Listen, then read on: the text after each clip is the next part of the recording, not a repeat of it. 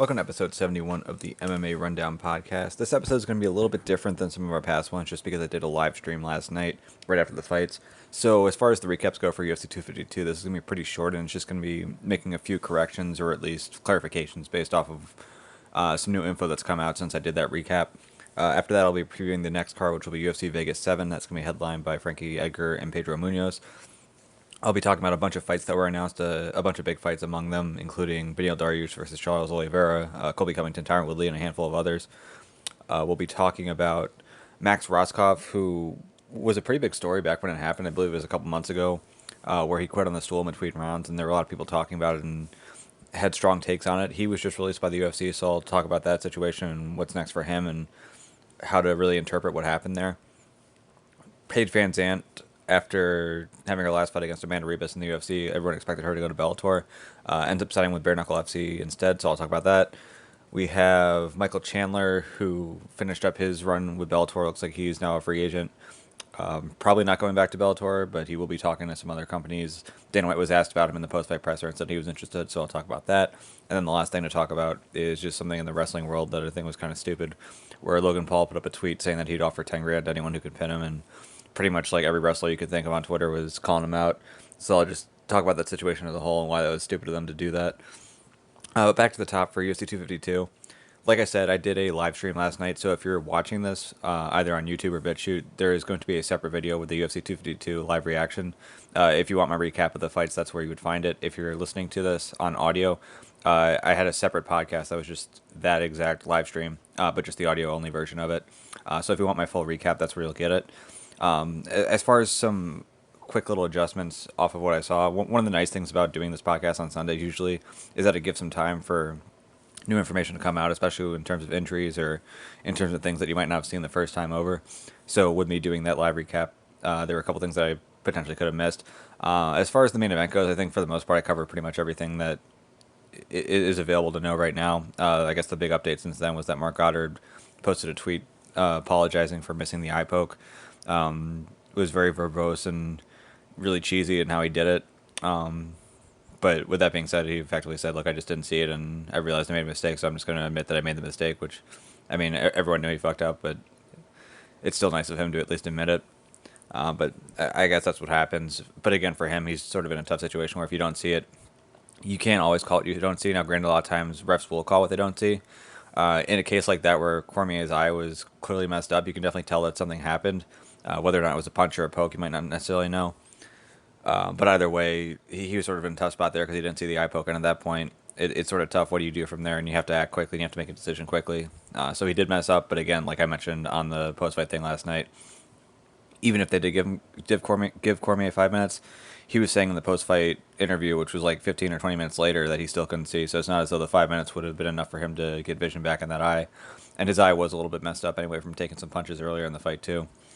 So that's it for the main event. For the co-main event, the Chito Vera versus Sugar Sean O'Malley fight. My take on this immediately was that Sean O'Malley came in with ankle wrap, so he probably had some sort of ankle injury before. He did suffer an ankle injury before in that Andre Silkemtad fight. And my assumption was that he came in injured, was trying to wrap up his ankle to be okay, and sort of had a misstep, hurt his foot even worse at that point, and that sort of affected him and led to him getting finished. Since then, there's a video that has come out that is of him taking a leg kick, and then 10 seconds after taking that leg kick, starting to stumble up against the fence. And people are saying that this is like definitive proof that the injury was caused by a calf kick by Chito Vera. It's sort of hard to say with that because, like I mentioned, it was a 10-second delay between the leg kick landing and the ankle rolling. When you look at the kick as well, it was sort of tough to tell exactly where it landed. It was just based on the camera angle, whether or not it landed right above the knee, where it landed like in the lower part of the thigh, or whether it landed like right around the knee. Because sometimes if you hit it like, if you hit just the right spot on the side of the knee, sometimes that can sort of stun you and it can be incredibly painful. And it's sort of unclear if that happened or not. With O'Malley, he switches stances a lot in the fight. He's known for his right hand, generally that right hand coming from the rear side from the orthodox stance. When he got hit with the kick, he was in the southpaw stance, so he went from being in southpaw off the kick to going back to orthodox. So it's hard to tell whether or not he went to orthodox immediately because he was feeling a lot of pain due to the kick and was just trying to hide the leg, or whether it was just because he normally fights orthodox and normally has his power punch out of the orthodox stance. So it's tough to tell exactly what kind of damage was done from that kick. He did take the kick. 10 seconds later, he did stumble. Is it possible that he was still feeling that leg kick and the leg kick caused it? I won't say it's impossible. I won't say that I was 100% wrong either. I think it's still a little bit unclear. The one person who can give you an answer on that is going to be Sean O'Malley. Do we trust Sean O'Malley to be completely forthright in it? I don't know. But it is possible. I'll say it is possible that it was caused by the leg kick by Chito Vera, but even still, having the ankle wraps, there were some stories I read as well where he was saying that ankles have long been an issue for him, that he throws a lot of kicks, and he's had problems there. That with that Socom Todd fight, that he had like a break that he wasn't even aware of going into that fight, and that sort of caused some problems for him, and that he's had trouble fully healing it. So it could still be a mix of both, where O'Malley either came in injured or came in compromised, and then that kick on top of it made it so that once his ankle rolled, it really caused greater problems. But even still, to this point, I'm not 100% sure either way what the exact cause of the ankle having issues was. Whether it was a pre-existing injury, whether it was the kick, whether it was a combo of both. And again, the only person who can tell you that is going to be someone who isn't necessarily going to want to be as forthright as possible, especially if there's a long-standing issue there. I don't think you want to tell all your future opponents that it's been something that's been bothering you for years. It hasn't gotten any better, and you're losing hope that it's going to get better, because then everyone who fights you is going to just start hacking away at your legs too. So I don't know if we're ever going to know 100% for sure, but it was interesting to see that replay where there was the kick that landed. Again, it was sort of hard to tell exactly where it landed, but the kick landed. 10 seconds later, he does roll his ankle up against the fence on the leg that took the kick. So that's worth mentioning. As far as the rest of the card goes, really wasn't a whole lot of updates aside from what I added. So like I said before, if you've seen the live recap, then you've probably heard my takes on everything. If you haven't, you can find it on YouTube. You can find it on BitChute. You can find it on the podcast app as well. So next thing to talk about is going to be the upcoming UFC Vegas 7 card. This will be headlined by Frankie Edgar versus Pedro Munhoz. I'm not 100% sure whether or not this is going to be a 5-round fight or a 3-round fight in the main event. I don't necessarily know that's going to matter. I have a feeling that Munhoz is probably going to be able to get a finish here on Edgar. Edgar just really hasn't looked quite like himself lately. His chin is not what it used to be, which makes sense given all the wars he's been in. The wrestling's still pretty good. But when you're fighting a guy like Pedro Munhoz, who has as good of a guillotine as he does, is that something that Edgar's going to go to? Is he going to try to take Pedro Munhoz down? I guess it's possible. Depends on what sort of takedowns he's looking for. But for the traditional takedowns that we see out of Frankie Edgar, where he's shooting on doubles or singles, it's going to be dangerous to do against Pedro Munhoz. So if we're just getting a striking match, we're going to have Edgar, who's going to try to move around and sort of do his hummingbird style, where he's sort of like landing a few shots, getting out of the pocket, and using constant footwork, where Munhoz tends to plant his feet a little bit more and look more for power. But with that being said, I have a feeling that Munhoz is going to find a home for his strikes. He'll be pressing forward on Edgar a lot, and Edgar's going to get put in some positions where he either has to shoot or he has to stay standing and really deal with Pedro Munhoz in the pocket, and that can be a problem for him. So I have a feeling that Pedro is going to win this fight. It's tough with Edgar because, again, if you're looking at Frankie Edgar from a couple of years ago, or a few years ago, really, this would be a style matchup that you think he'd do pretty well with. He's been a guy who's fought some really dangerous submission guys in the past, guys like Charles Oliveira, and just taken them down and just destroyed them within their own guard. It sounds like he ran right through Oliveira, but he didn't really have too much trouble fighting off submissions, and was pretty dominant when he was on top. Munhoz is good off of his back, but it's more so catching that guillotine where he's at his best. But still, I just don't see Frankie Edgar doing all that great in this fight, especially with the problems he's had with his chin in recent fights, and that's going to be something where he's going to lose some confidence as a result, and I just think he's going to be a little bit too gun-shy. Munhoz is going to be a lot more aggressive, and he'll probably find a home for that right hand. If Edgar shoots, that guillotine's going to be there. So I think Pedro Munhoz is probably going to win this fight, and will likely get a finish before the end of the third round. Co-main event is going to be Ovince St. Preux versus Alonzo Menafield.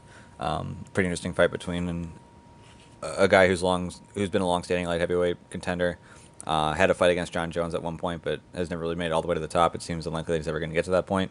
Versus Menafield, who's a big, strong guy, a powerful striker, not necessarily the most technical guy, has had some issues with the grappling in the past, including his most recent loss.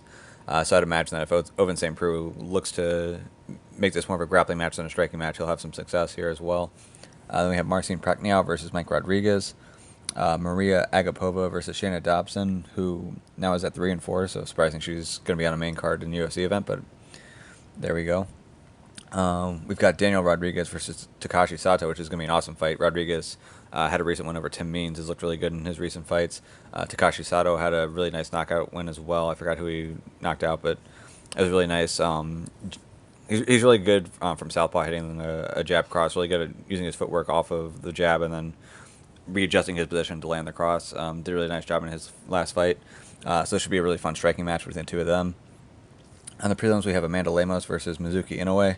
Austin Hubbard, funny enough that he's fighting right now, given that I'm going to be talking about his last opponent, Max Roskoff, soon. But he'll be making his return against Joe Selecki. We've got Dwight Grant versus Jared Gooden. Ike Villanueva versus Jorge Gonzalez. Carlton Minus versus Matthew Semmelsberger. And Timur Valia versus Mark Striegel. So a lot of smaller names on this card, pretty much up until the co-main event, really, with the OSP Menafield fight. But even still, Menafield's a guy who hasn't really established his name that well in the UFC just yet. So not the biggest name card, but this is what we got, and fights are fights. I'm still going to watch them, still going to enjoy it, so it pretty much is what it is. As far as fights that have been announced, though, these are fights that have much bigger names than the fights that I just mentioned that are coming up this weekend. We have a fight between Benil Daryus and Charles Oliveira, which was great for Daryus, given that he just missed weight in his last fight against Scott Holtzman. He's going from fighting Holtzman, who I don't believe was ranked at the time. He missed weight in that fight and is now going to fight Charles Oliveira, who's fringe top 5 right now. I don't remember if he's 5 or 6, but he's right up there. Which sucks for Oliveira because he last fought in March, and I thought the assumption there was that he was going to wait until someone else opened up that was ranked ahead of him where he could really get a chance to prove himself as a top contender. You'd figure a Tony Ferguson, a Dustin Poirier, one of those guys, even a Dan Hooker at this point, one of those guys would be open, and he could get a fight with him. And I think, quite frankly, he's earned it at this point. Coming off of that win over Kevin Lee.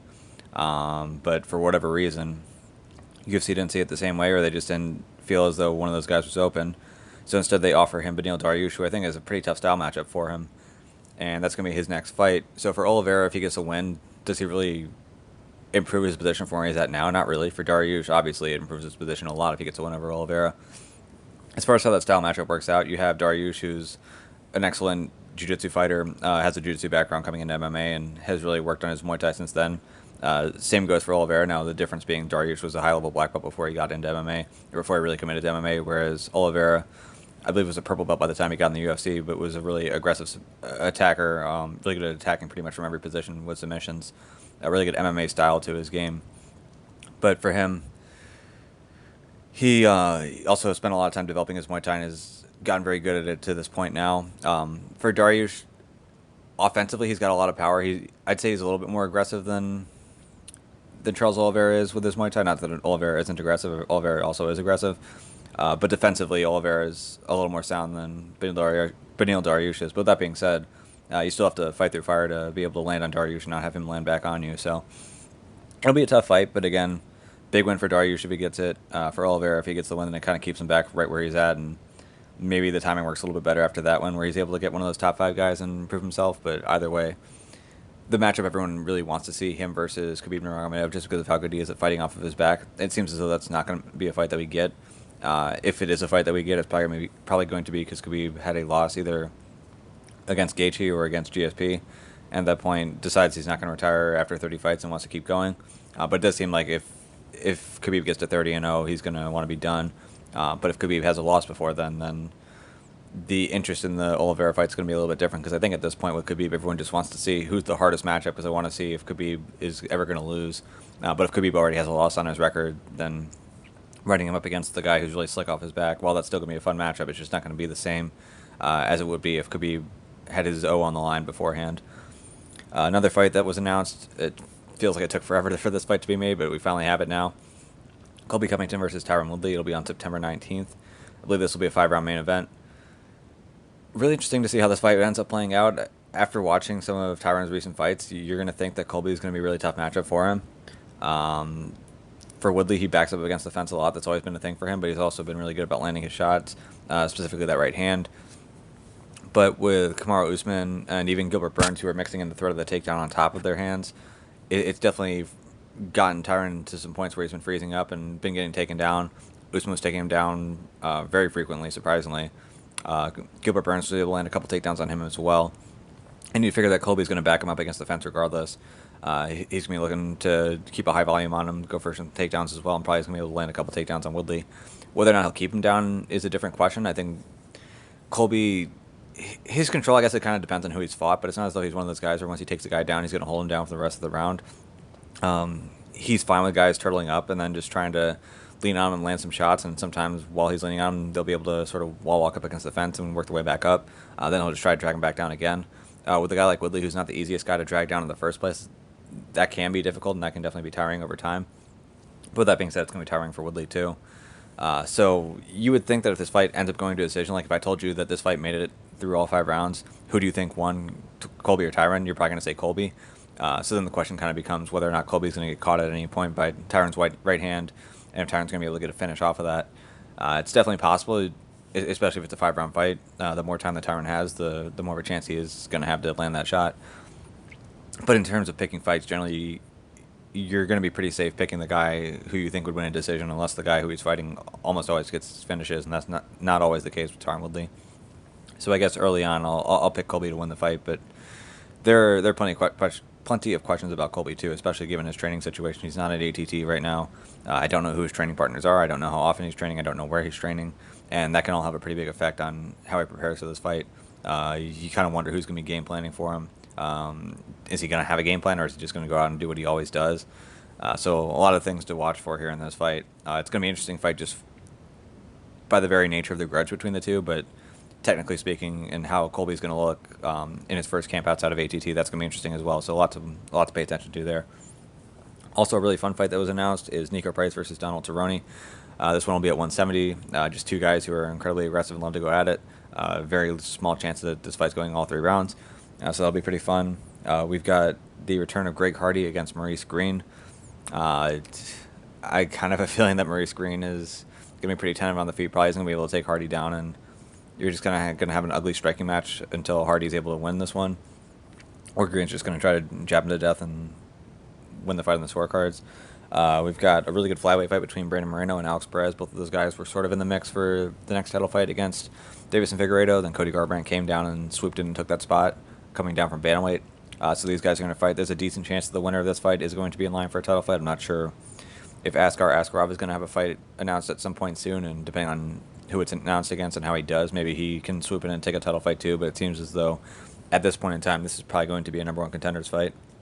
And then the other one to mention, a recent fight that was announced was Neil Magny versus Jeff Neal. Jeff Neal had some health issues, so he had to back out of that fight, and Robbie Lawler stepped in to take his place. Next thing to talk about is Max Roskoff. So I talked a lot about this after the fight, where effectively he's a guy who I think is a very, very talented prospect, a guy who I think could potentially even be a title contender at some point, maybe in like 4 or 5 years. His background is that he was a really good Division I college wrestler for NC State, was an ACC champion, which is a major conference to win a championship of. In winning that ACC championship, he had to beat a guy who he beat pretty badly named David McFadden. McFadden likely would have been a 4-time All-American this year had there actually been a tournament. So he's proven that he can beat some of the best guys in wrestling. After graduating college, decided to get into MMA and also put a decent focus on jiu-jitsu. Has really spent a lot of time improving his jiu-jitsu, working with Robert Drysdale and the Zenith team. Has had some really good results within jiu-jitsu as well, submitting some really high-level guys, including Ethan Krellinston. And so in MMA, obviously he's coming in where he's got a really good aggressive jiu-jitsu background. Pretty decent jiu-jitsu. Technically speaking, there's plenty of holes that he can fill up there, but he's really good at mixing the techniques he already has now with the wrestling that he has and being really effective with that. But the wrestling's still very high level, especially within the division. And so then the question just kind of becomes, okay, well, where is the striking at, and how can that mix in, and how can the striking be used to get the fight on the ground where he's going to be really successful? And after about 3 or 4 years, he was able to get the call to the UFC on a short notice fight. Fights Austin Hubbard. Was able to take Hubbard down pretty quickly. Had him in some trouble, but Hubbard was able to avoid I believe it was a heel hook position early on. But Hubbard was able to make some adjustments. Was a much better striker than Max Roskoff, and then over time, Roskoff was having difficulty setting up his shots, and as a result, the fight was just taking place on the feet much more. Hubbard was landing body shots to the head. Roskoff was tough enough to take him without going down, but he could tell pretty quickly into the second round, like, he was tired. He was getting beaten on. He just knew that if he had to fight another 5 minutes, like, there was nothing useful that was going to come out of that. He wasn't going to be able to get a takedown. He wasn't going to do anything other than just take a beating for 5 more minutes. And so on the stool, while Drysdale's trying to urge him to go back out there and give him some nuggets to use and be like, hey, look, if you can take this guy down, you can at least win the round. Let's go for that. Roskoff was just like, no, I'm not doing it. I'm done. Call the fight. Stop it. And as he was saying, call the fight, Drysdale continually was like, no, go back out there, go back out there. And Roskoff continually said, no, call the fight.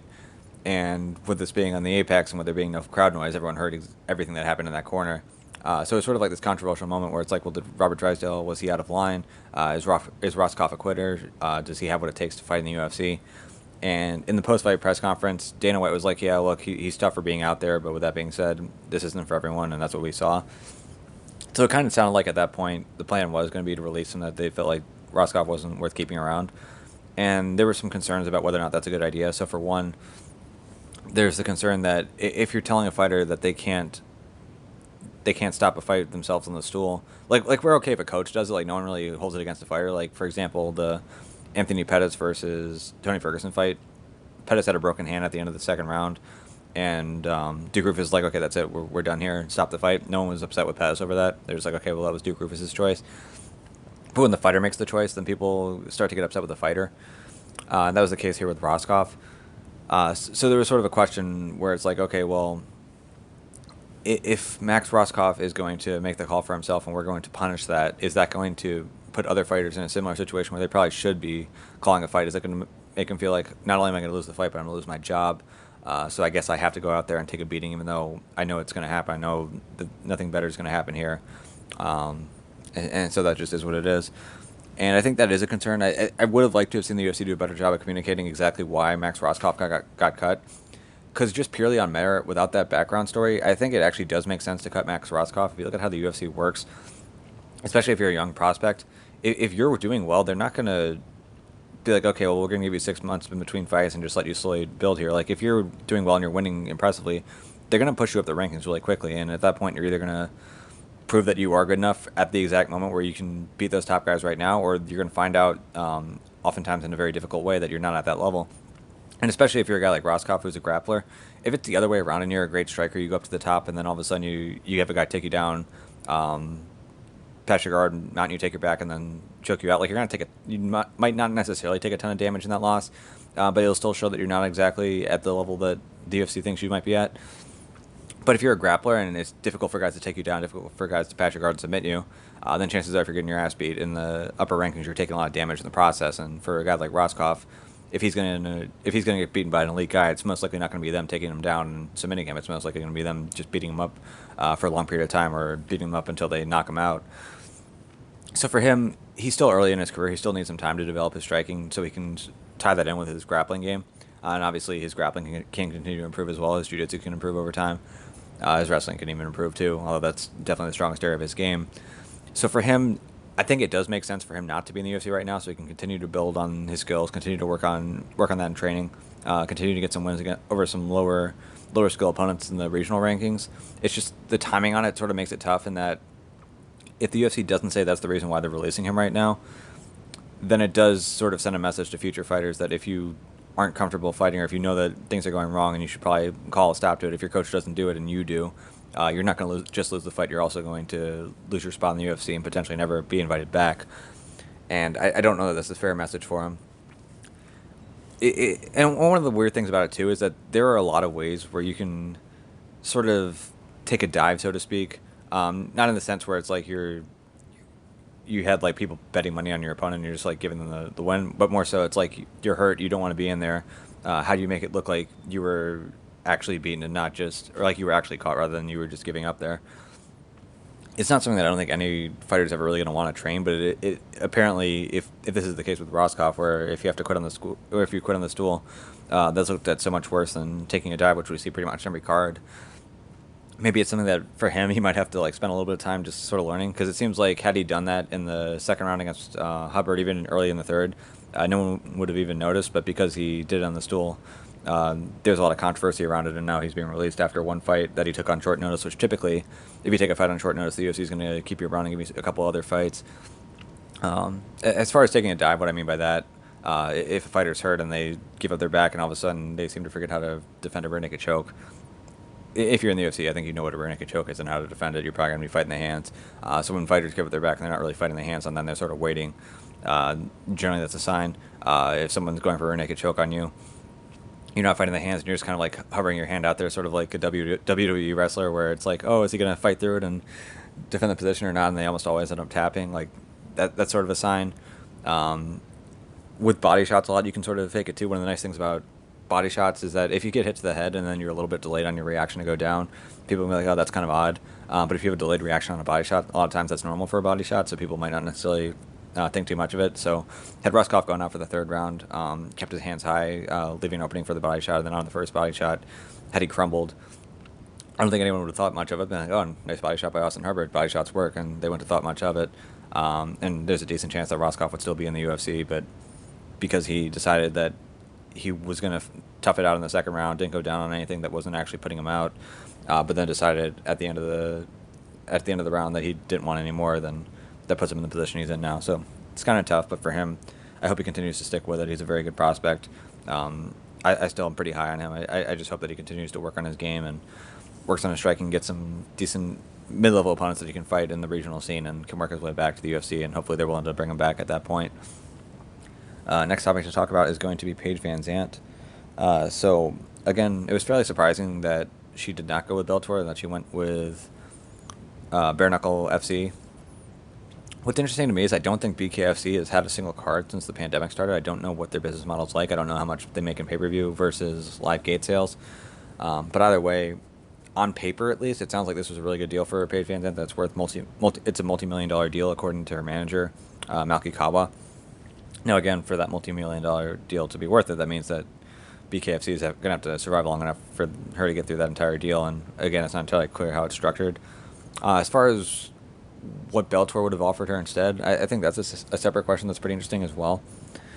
One of the interesting things about Paige VanZant to me is that a big reason for her being a star is because of her looks. But with that being said, well, I guess on top of that, it's not just because she looks good, but it's also because like she's a decent fighter given those looks as well. It's not as though she's like a super hot chick who just can't fight against anyone in the UFC. Like she's got some decent wins. She had a knockout against Beck Rawlings, who she may be fighting again in bare knuckle boxing.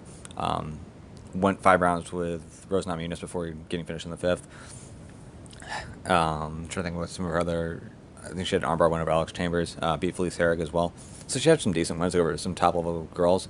So it's not just that she was a pretty face, but she also proved that she can hang with the best girls in the world, and that has value in the UFC, especially where it's tough to just have a girl who's hot but can't win at all.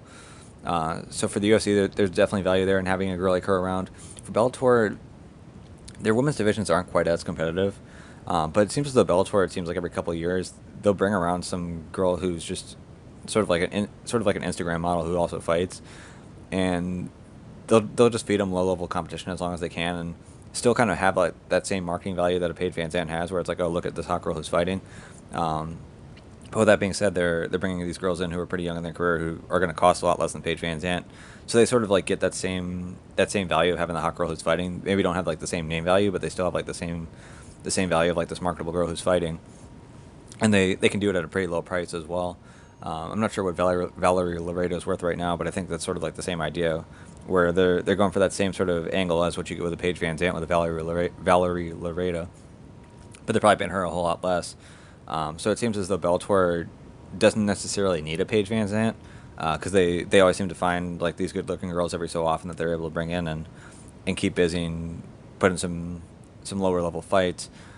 Their champion, just having championship quality hot girls doesn't necessarily seem like it's the most important thing for them. So I guess while it would be cool for Bellator to have Paige VanZant, while it would be cool for them to have like the VanZant couple, I guess, and maybe like try to do some marketing angles with that, I don't know that it was as necessary and worth as much to them as apparently as bare knuckle boxing, as the same as what bare knuckle boxing felt was needed for them. So with that being said, PVZ goes to bare knuckle boxing. Not exactly sure when we're going to get to see her compete. If that business model relies on the live gate, then it seems like it might be a while until they have another event, at which point it could be a while before Paige VanZant fights. Paige wasn't necessarily the best boxer in MMA, so for her to pick up bare knuckle boxing seems kind of odd. But it seems like a lot of the fighters who have gone there just because of the money and the money alone. So we're definitely not going to get to see the best Paige that we've ever seen while she's with bare knuckle boxing. But for them, I guess they think it's going to be worth bringing her in. They think they're going to get a good return on that investment. I don't know that I believe them, but that seems to be where they're going with that. Hopefully for Paige, she's able to finish up her contract, make all the money that's on it, and be happy. But it would not surprise me if this doesn't go all the way through and she ends up having to be released or just ends up leaving midway through and ends up signing either back with the UFC or with Bellator at that point. But it's still worth mentioning. It's still a very interesting story to watch, especially to see how BKFC returns following the pandemic. Next topic to talk about is also Bellator related with Michael Chandler. So he had a knockout win over Benson Henderson. Have been talking about how he wanted to move on after that, and it now sounds like there's a pretty good chance he'll be going to the UFC. Dana White mentioned that he was going to be very interested in talking to Michael Chandler, that he had done a great job in Bellator and had done enough to earn the chance to speak with Dana and potentially get a UFC contract. I did think it was interesting that on the UFC broadcast they are very hesitant to mention anything related to Bellator, whether it's a specific fighter, whether it's the organization itself. A lot of times they'll just say a phrase like other organization. When they brought Will Brooks in, it wasn't former Bellator champion, it was a guy who was a champion in another organization. So you would figure that given how often the name Michael Chandler specifically was said on the card, especially surrounding the Sean O'Malley fight, the fact that they felt comfortable saying his name without having to be like, oh, we've seen fighters in other organizations, but the fact they actually said Michael Chandler, it seems as though the UFC really is interested here.